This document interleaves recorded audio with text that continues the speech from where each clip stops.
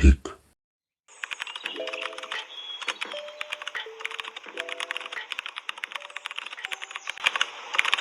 XoreTech. Bullies. Today we're going to be focusing on strings. In this tutorial, I am going to show you a bunch of cool things you can do with strings in Python. So let's start by declaring our variable. I'll name our variable call_tech. Don't forget your underscore. It's very important that you make your code or your variable readable. So we're gonna assign our variable with a string, and then inside our string we're gonna write Python for beginners. Let me just explain to you guys what I just did. So we named our variable, we assigned our variable this string. This string over here is technically a object. You might ask me, X, what is an object? Well, an object in Python is like an object in the real world. X, what do you mean by saying that? Well, take a TV remote for example.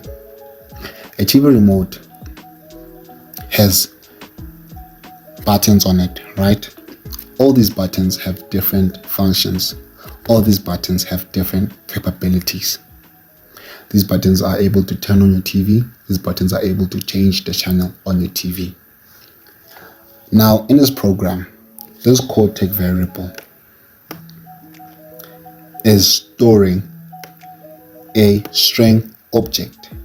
This string object also has a bunch of capabilities. Let me show you. If I type in call_tech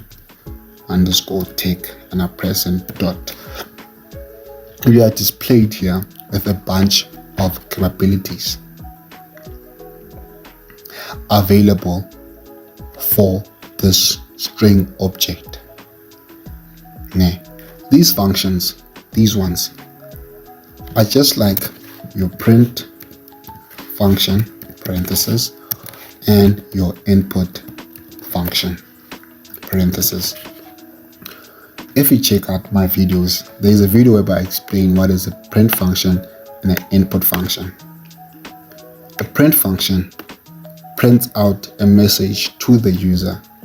An input function receives a value from the user. The difference between these functions and these functions is that these functions are general purpose functions, and then these functions, these ones, are specific to strings. These functions now are more accurate, and we refer to these functions as methods. So when a function is part of an object, we refer to that object as a method. Let me repeat. When a function is part of an object, we refer to that function as a method. Let's look at a few examples. Here we have a method called upper. This function or method is used to convert a string to uppercases. If we print out XoreTech and then we close our parentheses, we are going to be displayed with a string all in upper cases. As you can see, our string has been converted to upper cases. Pretty cool, ne? This method is very useful. Now that you understand Now that you understand how to use the upper method, I need to stress one thing. This upper method does not change our original string. This upper method only creates a copy, or it creates a new string. Let me show you that we still have our original string. Print XoreTech.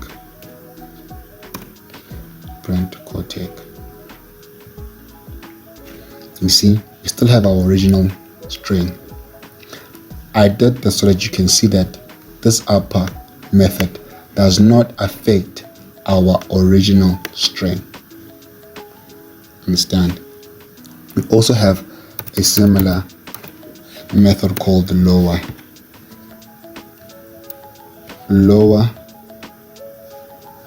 The lower method does the opposite of upper. It changes or converts our string to lower cases. As you can see, it also did not change. It did not change our original string. I need to stress this because when you are doing a more advanced topic, this is going to come in handy, and you have to remember that we still have our original string stored in XoreTech. We did not change it. We did not affect it. We did not do anything to it. The only thing that we did is create a new string, and then we implemented our method onto that new string. Makes sense?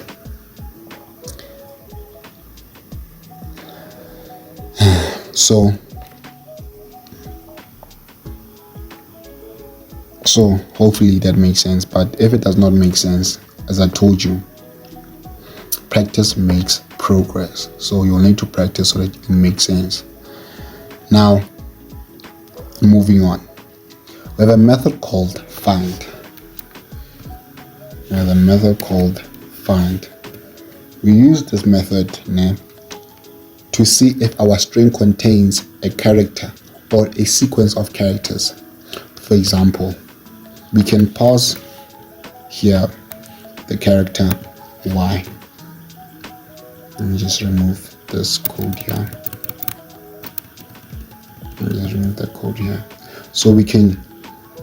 So now we're trying to find Y. We are trying to find Y in this string or in this object. Using find, we are going to be returned an index. We are going to be returned an index when we run this code. Let me show you. You see, we are returned with index. Index is the position where we find Y.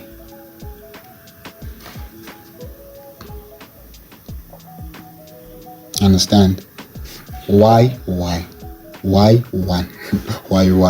Y1. Okay, so in Python,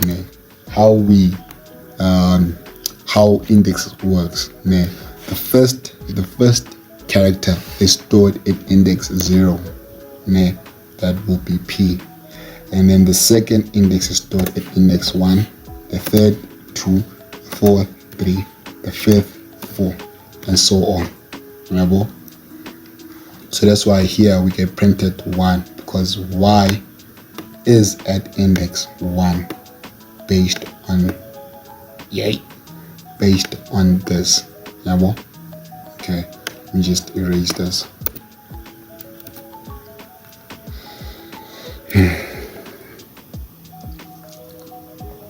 So we are trying to find Y in Python.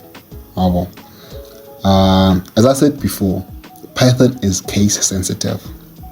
So if we pass an uppercase Y here, if you try to pass an uppercase here, this method is going to return a -1 because we do not have an uppercase Y. You don't believe me? Okay, let me. it returns a negative 1. That's because we do not have an uppercase Y there. Yes, we do have a Y there, but because Python is case sensitive, it does not recognize this Y, because this Y is uppercase. This Y is completely different from this Y. Don't forget, in programming we work with ones, 0 and 1s. We work with binary. So this binary, the binary of Y and the binary of lowercase y, are two different things. So that's why we should always make sure that our uppercases and lower cases are correct. So yeah, moving on. We can also pass a sequence of characters. For example, we can also pass the 4. Let's say we are trying to look for 4. We're gonna return the index 7. It returns the index 7. So this is how you use the find method to return. It will return you the index whereby we find the specific character or sequence of characters. Now there are times where we want to replace something in a string with something else. Now to do this, we use the method called replace. Use the method called replace. So we're gonna replace the old 4 with the actual number 4. The actual number 4. So we are replacing the old 4 with this new 4. You get it? Hope you get it.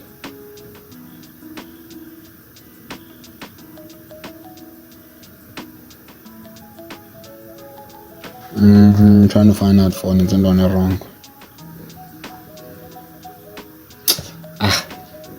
Didn't end my parentheses. You know what? Small mistakes can crash your whole code, so you should always make sure that your code is clean and your code is readable for things like this. Cool. Let's just run the code again. Okay, as you can see, we replaced this 4 with the actual number 4, and as you can see here, Python 4 beginners. Obviously, when you look for a character or a sequence of characters that don't exist in our program, nothing is going to happen. For example, let's try to replace the character X with the new 4. We don't have X in our string, by the way. So we're gonna run, see nothing happen, because nothing can happen because we do not have this character. Remember, we do not have the character. And just like our upper sorry, let me just do it. Just like our upper the 4, the replace method does not change our original string. It also just creates a new string. Now I'm gonna show you here, because I want to upper. Let's not forget our parentheses again. New line, and then we're gonna print out our originals. And we're gonna print out our original string, core_tag. I'm gonna print out our original string. You see here we have the changed new string, and then we still have our original string still intact, not affected. Now, why is this? Why did the program not change this string? Well, this is because in Python and other programming languages, strings are immutable. Strings are immutable. Now what does that mean? This means we cannot change them once we have created them. Whenever we want to change a string, we end up with a new string object in a memory. So you should never worry with changing your program. Like, how can I put this? Your original string will forever be stored here. The original string will forever be stored there. So you should always remember that. And whatever method you use, it does not change or affect your original string. The only thing that it does, it just creates a new string. I am stressing this because as we go on attacking more advanced topics, this information is going to come in handy. The fact that we store the original string in a memory, and then we replace, we find, we change, or we modify within a new string. Hopefully that makes sense. But if I don't make sense, just keep on just rewind, and then listen to me, listen to what I told you before. Let's just delete here so that everything is clean. Now one last thing I want to cover in this tutorial. There are times you want to see if your string contains a character or a sequence of characters. One way to do this is by using the find method we talked about. Remember the find method that we talked about that returns the index. We say our string contains Python. Now when we run this program, so we're gonna use the find. As I told you, I like my programs clean, so we're gonna use the find method to find Python. It's gonna return 0. So we're gonna tell our console, go find Python in my string. And then we can also erase here. So we're gonna tell our console, go find Python, and then it's gonna return us a 0 here, because Python is at index 0, this is at index 1, and then this is at index 2.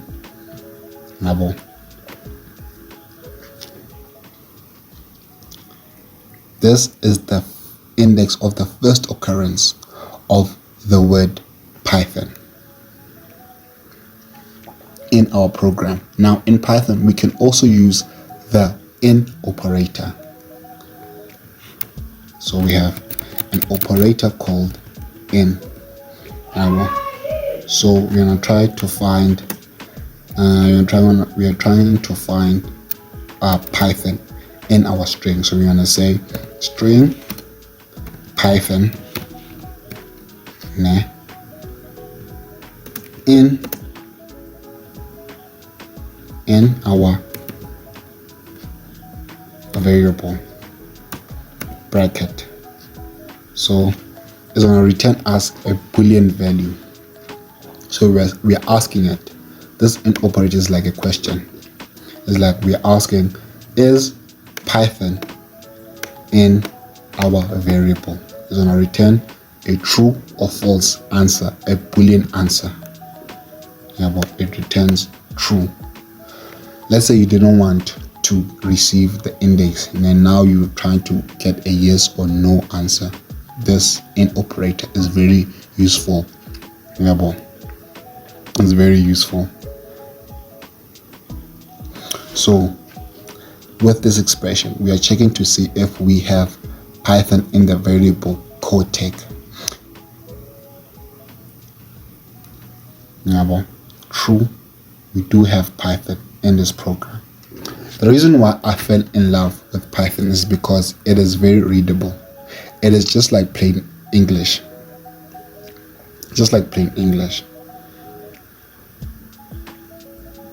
That's why it is very easy to understand. So there is so much more I can teach you guys, but just that time has